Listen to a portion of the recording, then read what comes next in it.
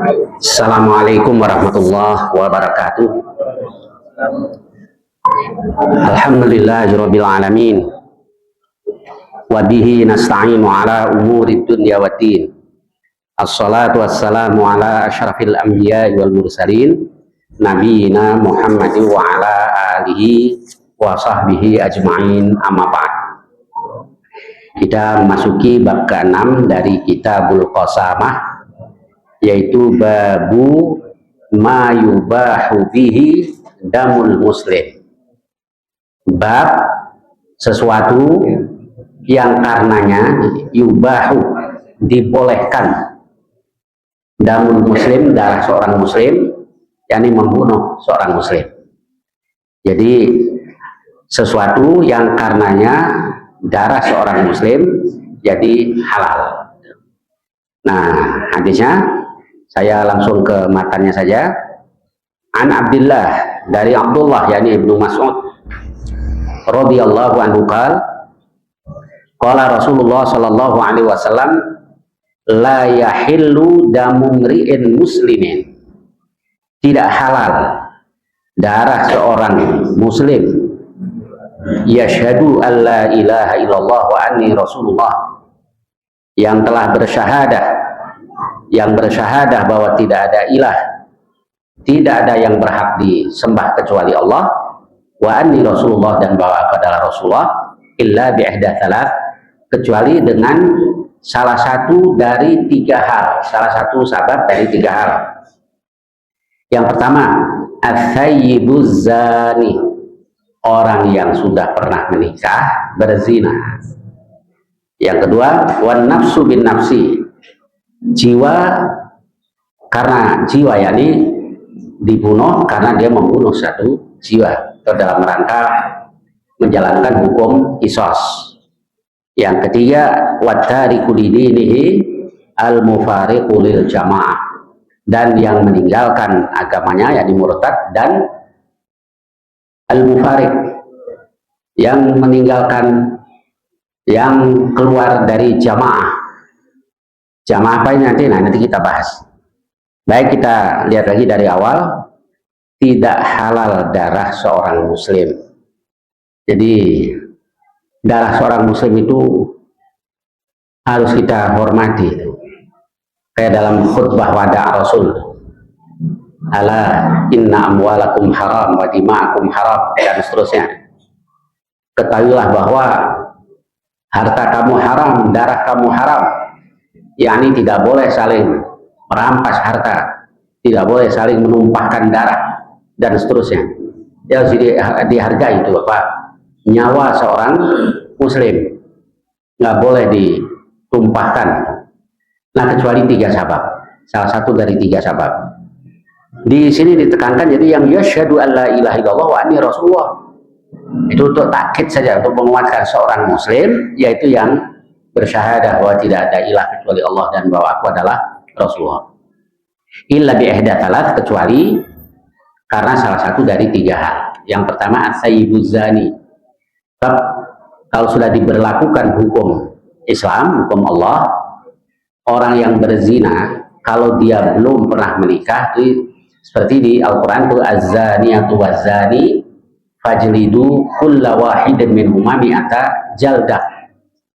Penzina lelaki dan perempuan, maka cambuklah mereka dengan 100 kali cambuk, mi'ata jaldah. Itu kalau belum pernah menikah. Dan adapun kapan orang yang berzina itu diberlakukan kepadanya hukum had tadi. Nah, ini nggak boleh juga kita mudah menuduh seseorang berzina. Bahkan orang yang yarmunal muhsanat, yang menuduh perempuan baik-baik itu, dan seterusnya ya, walam ya'tu bi arba'ati syuhada, tidak bisa mendatangkan 4 orang saksi, justru dia yang dicambuk.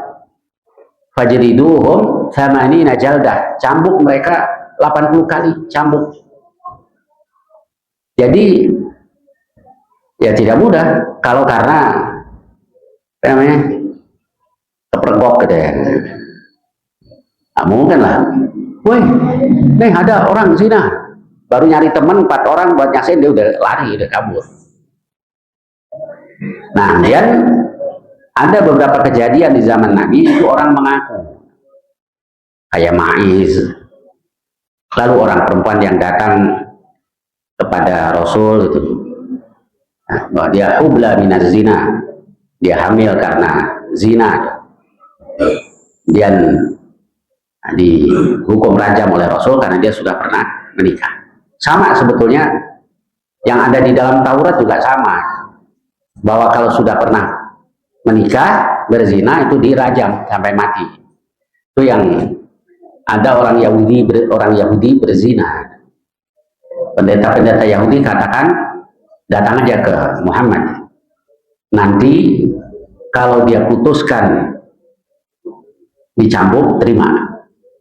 Tapi kalau dia putuskan dirajam, jangan diterima. Datang ya. Dan Nabi katakan, ya nanti saya datang ke sana. Nabi datang ke Baitul Midras. Itu sinagoga milik orang-orang Yahudi. Nah, jadi kalau membawakan cerita tadi yang lengkap ya. Nabi aja pernah ke sinagog gitu ya. Oh, lihat dulu dong, Nabi di pintu doa.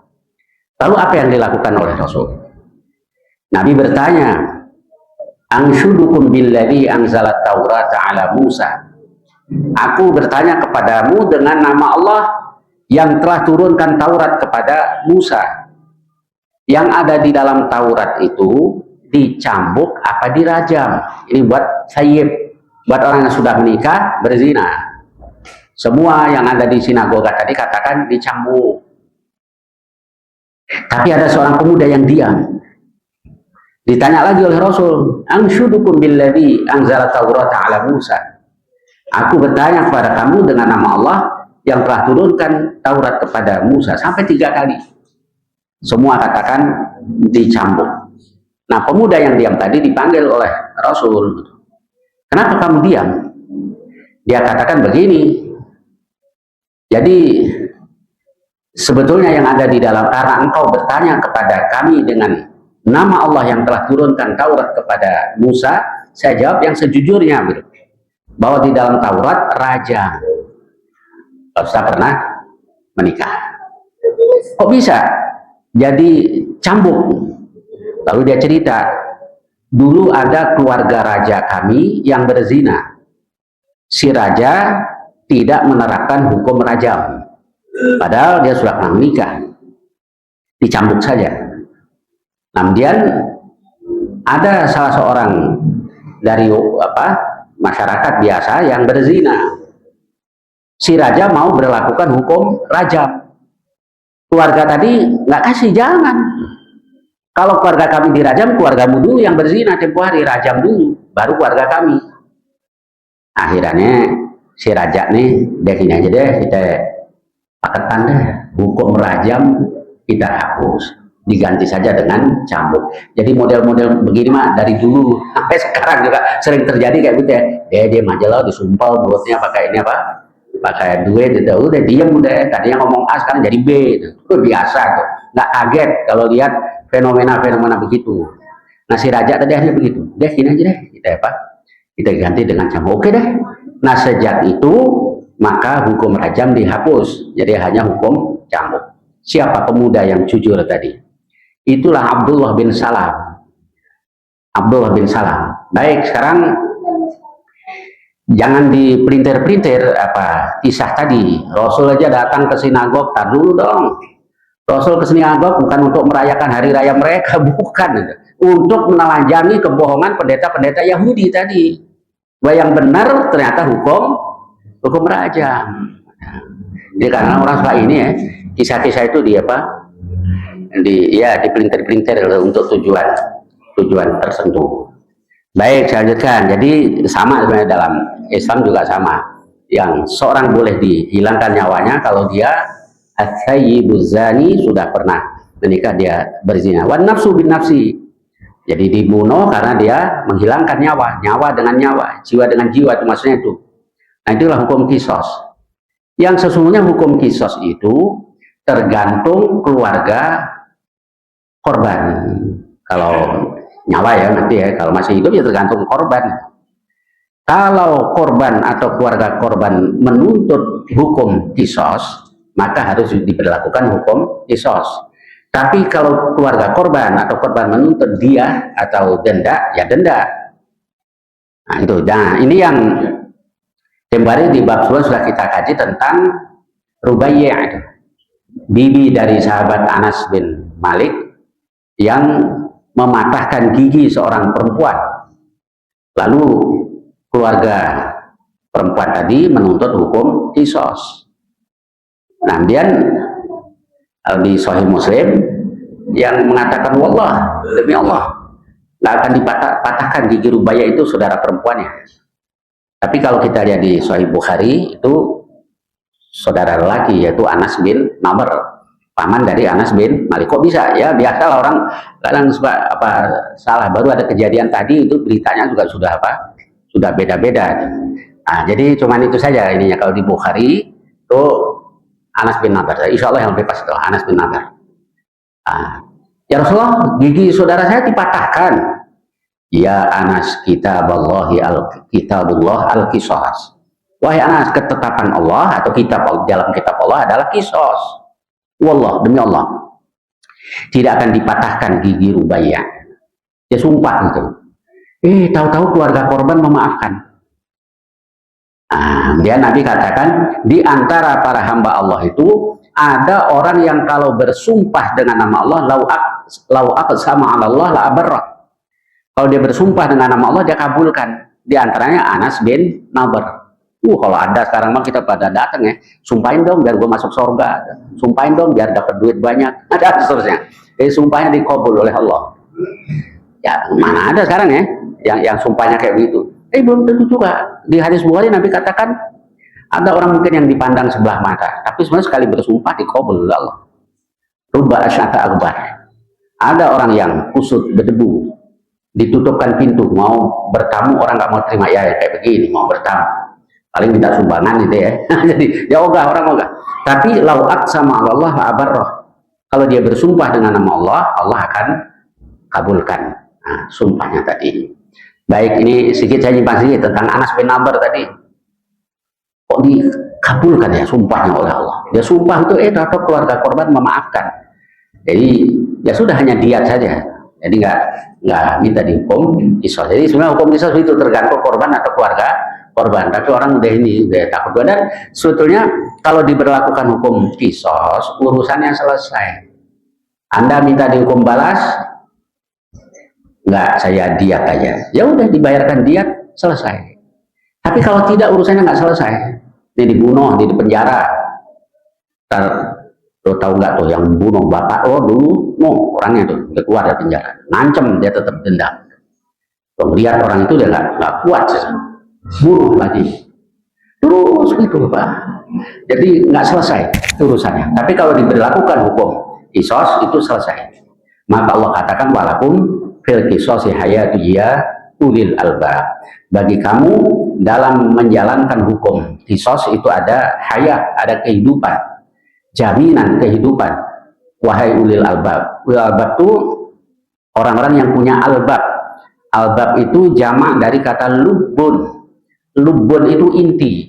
Jadi kalau ini kadang-kadang disebut dengan al-albab karena yang dimaksud yang murni. Orang itu katakan ma'kul, rasional, itu belum tentu rasional. Nah, ini masuk akal nih. Ya akal ente, akal aneh lain. Ya contohnya satu teori itu. Syarat ilmiah itu diantaranya kan harus rasional ya. Tapi buktinya satu teori tadi yang rasional nanti dibantah oleh teori berikutnya, dibantah lagi oleh teori berikutnya, itu ternyata nggak rasional. Tapi kalau ulul albab itu cara berpikirnya murni dengan akal yang murni tadi, tidak tercampur oleh syahwat atau lain-lainnya. Sekarang contohnya ulul albab itu kalau berpikir buahnya beda dengan bukan ulul albab.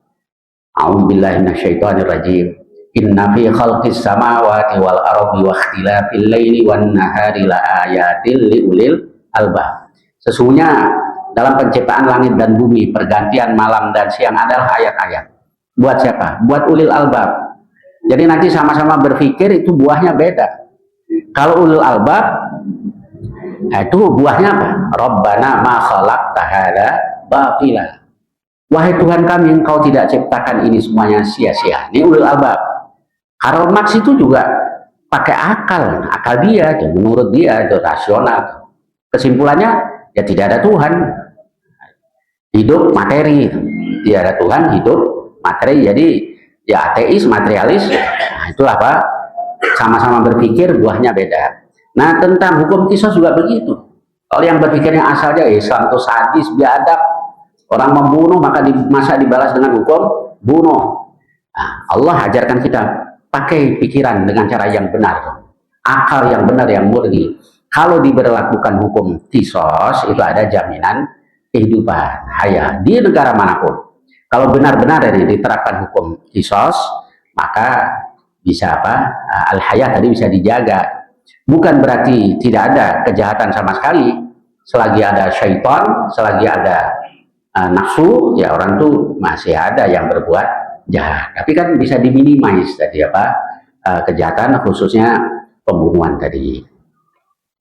Ya yang saya dengar sih, yang saya dengar. Yaman sebelum bergolak kayak sekarang, biasa mereka kepemilikan senjata kan biasa. Tapi bukan berarti di sana banyak terjadi pembunuhan kan. Di sebelumnya, sebelum pergolakan yang sekarang ini. Nah, karena diberlakukan hukum kisos. Baik, saya lanjutkan. Jadi yang kedua, wan nafsu bin nafsi. Yang ketiga, ada rikulidini, orang yang meninggalkan agamanya al-mufariqulil jamaah. Yang murtad meninggalkan jamaah. Jamaah apa ini?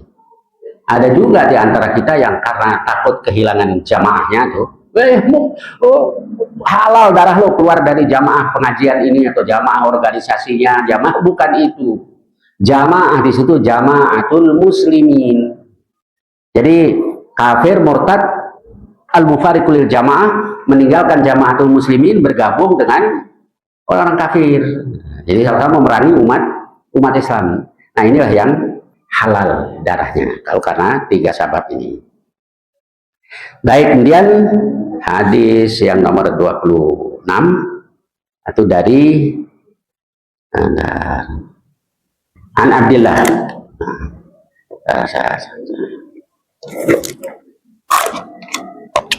Nah, kalau matanya udah error kan begini. Iya, Pak Slamet ya. Baik.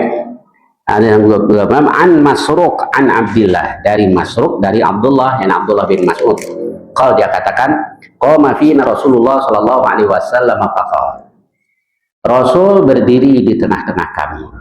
Lalu beliau bersabda, walladzi la ilaha ghairuh, demi Allah yang tidak ada ilah, tidak ada yang berhak disembah kecuali Dia. La yahillu damu rajulin muslimin yashhadu an la ilaha illallah wa anni rasulullah. Tidak halal, jadi lafadznya beda dikit aja, cuman maknanya sama. Tidak halal darah seorang muslim yang yashhadu an la ilaha illallah wa anni rasulullah illa salah satu nafar, kecuali tiga orang, ketiga golongan. At-tarikul Islam, yang meninggalkan Islam, al-mufariqulil jamaah awil jamaah. Maksudnya begini, al-mufariqulil jamaah atau al-mufariqul jamaah. Di sini ada seorang perawi yaitu Ahmad itu yang ragu itu. Wathayyibuz zani wan nafsu bin nafsi. Jadi maknanya sama dengan hadis yang pertama. Dan yang terakhir itu walladzi la ilaha ghairuh, lafadznya begitu.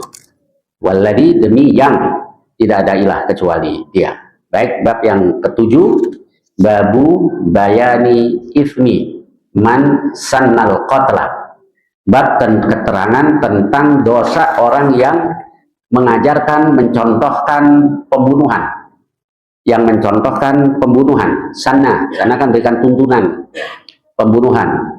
An Abdillah ibnu Mur'an Mas'ud an Abdillah qala Rasulullah SAW. Jadi dari Abdullah bin Mas'ud, dia katakan, la tuqtalu nafsun zulman, tidaklah terbunuh satu jiwa pun dengan cara zalim, illa, kecuali kana ala bani Adam al awal, adalah atas atau menimpa anak Adam yang pertama, kiflun min damiha, bagian dari darahnya, yakni kecipratan dosanya. Qabil, kecipratan dosanya. Loh, kok dosa orang dia ikut tanggung? bukan ini masalahnya, di annahu kana awwala man sannal qatla, karena sungguhnya dia yang pertama kali mencontohkan, mensunnahkan pembunuhan. Sebelumnya tidak ada manusia yang bunuh yang lain. Nah, dia itu yang pertama kali melakukan. Maka setiap ada satu nyawa, satu jiwa yang terbunuh dengan cara yang zalim, dia kecipratan dosanya. Nah, ini dosa orang yang mencontohkan sesuatu yang tidak baik. Kayak Nabi katakan, man sanna fil islami sunnatan hasanah, barang siapa memberikan sunnah yang baik dalam Islam, sunnah gitu. Bukan bikin-bikin yang baru, ibadah baru, bukan, berikan sunnah yang baik, falahu ajruha wa ajru man amila biha, dia mendapat pahalanya dan pahala orang yang melakukannya atau yang mengikutinya, min ghairi ayyang qusa min ujurihim syai', tanpa mengurangi ganjaran mereka sedikit pun. Sebaliknya, wa man sanna fil Islam sunnatan sayyi'ah, yang memberikan contoh tuntunan yang buruk dalam Islam ini, kana alaihi wizruha wa wizru man amila biha, dia mendapatkan dosanya dan dosa orang yang melakukannya, min ghairi ayyang qusa min auzarihim syai', tanpa mengurangi dosa mereka sedikit pun. Tuh, urusannya bukan urusan sepele, urusan berat. Kelihatannya ini, apalagi sengaja mencontohkan, bikin nakal bersama. Ayo, dikira nggak dosa? Urusan akidah orang anggap sepele. Yo, ustadz nih misalnya ikut datang ke situ, itu kan urusan mereka, urusan orang-orang Nasrani, kita nggak boleh ganggu. Tapi jangan begitu loh. Bapa yang ada di sorga, Tuhan Yesus, Roh dan Roh Kudus, yang mohon satu terus, ustadznya ikut amin, atau ngangguk-ngangguk. Musyrik nggak tuh? Musyrik apa tidak? Musyrik lah jelas. Ayo, mencontohkan yang tidak baik. Karena alaihi wizruha wa wizru man amila biha min ghairi ayyang qusa min auzarihim syai'. Dia dapat dosanya, dosa karena diikuti oleh orang lain. Jadi berat sebenarnya urusannya. Orang berinovasi kok inovasi yang jelek gitu. Yang bagus ngapain? Jangan yang jelek. Nah, sababul wurudnya hadis tadi begini. Ada satu kabilah datang kepada Rasul itu dari Bani Mudhar. Mereka dalam keadaan memprihatinkan lah. Mujtaba bin Nimar. Jadi pakaiannya sangat compang-camping, ambil bawa pedang. Rasul lagi kumpul dengan para sahabat di masjid. Melihat itu wajah Rasul langsung berubah. Kesian. Jadi ini sesungguhnya itu bukan apa pura-pura kesian, itu enggak, akhirnya diinjek itu kan umumnya begitu kan ya. Kalau lagi nyalek itu kayak yang kesian sama rakyat, kalau udah jadi juga udah lupa sama rakyatnya yang banyak begitu. Nah, enggak, Rasul kasihan benar. Dan kemudian karena sudah masuk waktu zuhur, Nabi suruh Bilal ada iqamah sholat. Selesai sholat, Nabi langsung anjurkan para sahabat untuk sodakoh kepada satu kabilah yang datang tadi. Lalu ada orang Ansor datang, lalu membawa makanan dan pakaian yang kedua telapak tangannya hampir tidak muat lagi. Nah, kemudian diikuti oleh yang lain-lain sampai terkumpul setumpuk makanan, setumpuk pakaian.